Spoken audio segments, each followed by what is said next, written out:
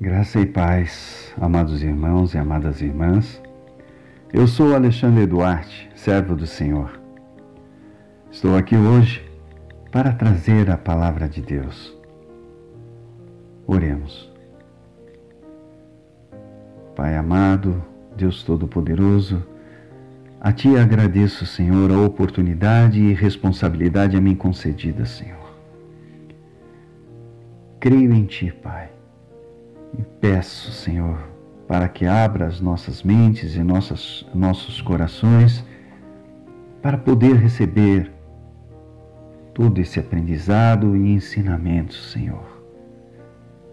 Enche-nos de Ti, meu Pai, em Teu nome, Jesus. Amém. A palavra está em Marcos, capítulo 9, versículos 30 a 37. Eles saíram daquele lugar e atravessaram a Galileia. Jesus não queria que ninguém soubesse onde eles estavam, porque estava ensinando os seus discípulos e lhes dizia: o Filho do Homem está para ser entregue nas mãos dos homens. Eles o matarão, e 3 dias depois ele ressuscitará. Mas eles não entendiam o que ele queria dizer e tinham receio de perguntar-lhe. E chegaram a Cafarnaum. Quando ele estava em casa, perguntou-lhes: o que vocês estavam discutindo no caminho? Mas eles guardaram silêncio, porque no caminho haviam discutido sobre quem era o maior. Assentando-se, Jesus chamou os 12 e disse: se alguém quiser ser o primeiro, será o último e servo de todos. E tomando uma criança, colocou-a no meio deles. Pegando-a nos braços, disse-lhes: quem recebe uma destas crianças em meu nome, está me recebendo. E quem me recebe, não está apenas me recebendo, mas também aquele que me enviou. O tema será: os discípulos não entendem a missão nem o reino de Jesus. Jesus falou de sua morte e ressurreição, mas os discípulos não compreendiam esse ensinamento. Nós vemos aqui no versículo de 30 a 32. Eles saíram daquele lugar e atravessaram a Galileia. O lugar. Eles atravessaram a Galileia. Isso é história. Mas Jesus começa, a partir daí, não queria que ninguém soubesse onde eles estavam. Isso é um aconselhamento, porque estava ensinando os seus discípulos.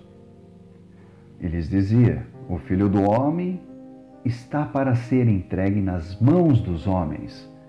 O que nós vemos aí já é uma profecia de Jesus. Eles o matarão, e 3 dias depois ele ressuscitará. Então, os discípulos, é lógico, mediante essa colocação de Jesus, não entendiam que ele já estava falando que ia haver uma traição, que iriam aprisioná-lo e que automaticamente o levariam para a cruz. E que ele viveria depois da morte na cruz. Mas o que veio na mente dos discípulos? Bom, se o nosso líder não estiver aqui, quem o substituirá? Qual de nós? Qual de nós? Isso no nosso mundo de hoje é bem assim, né? Porque O reino no qual nós vivemos aqui na terra e o reino do qual Jesus sempre falava são diferentes. E isso também é o que os discípulos não entendiam.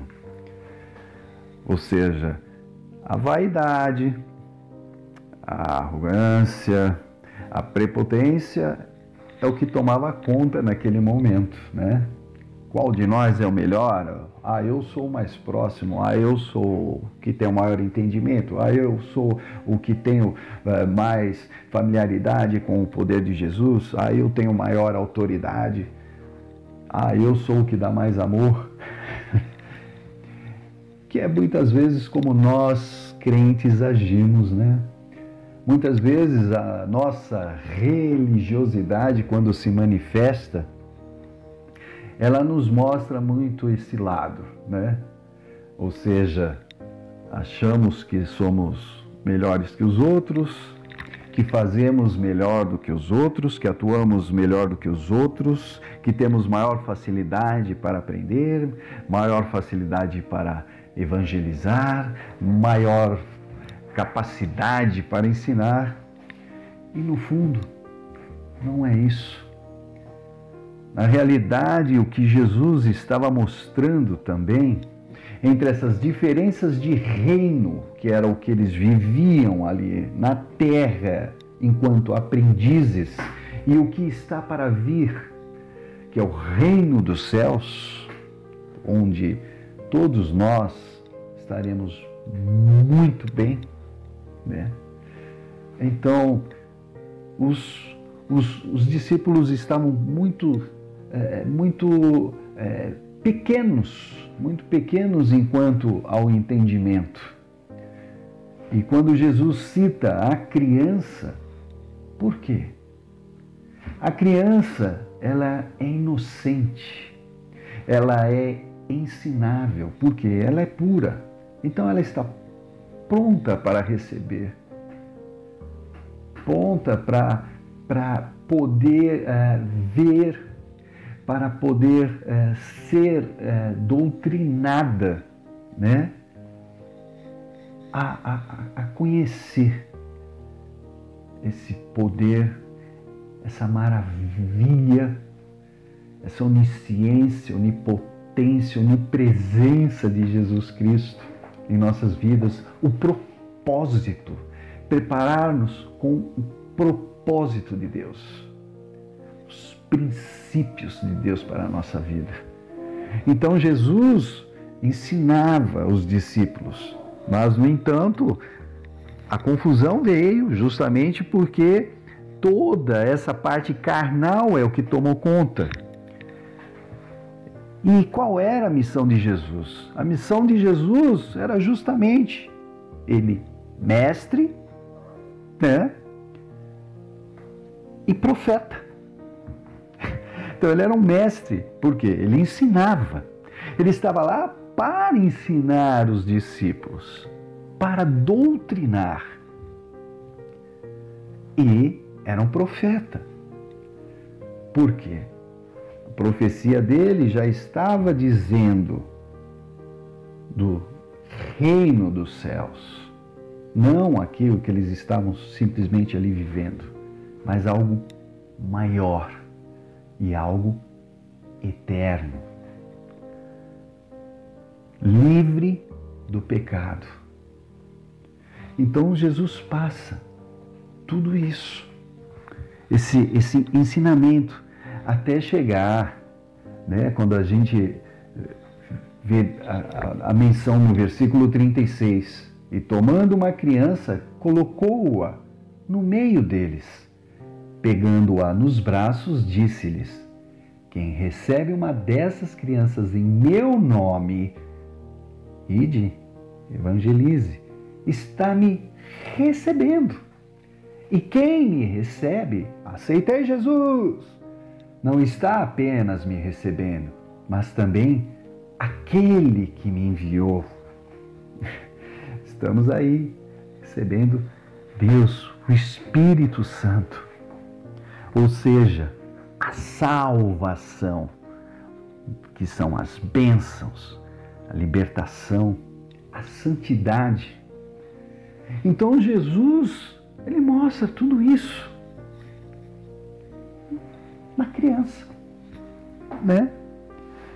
Porque estamos ali inocentes, puros, abertos para aprender, abertos para receber, né?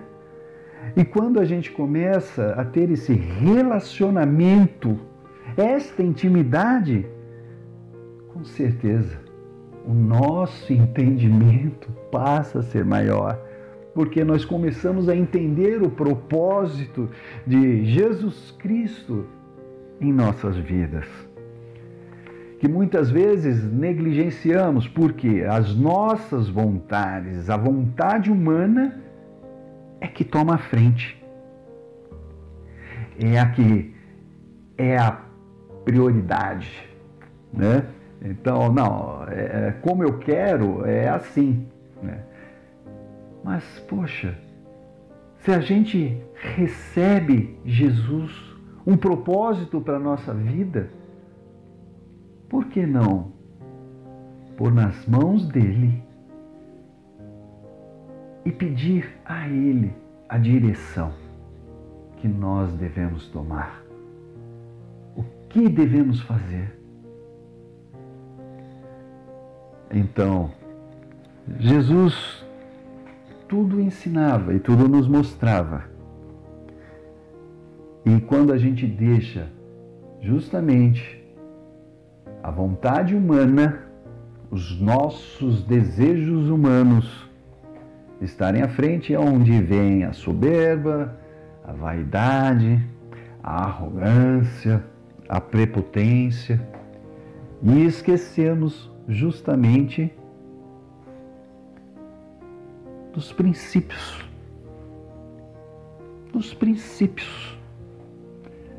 Porque muitas vezes esquecemos que a felicidade sem limites é prisão. Porque Deus nos coloca limites para tudo que nós vamos fazer.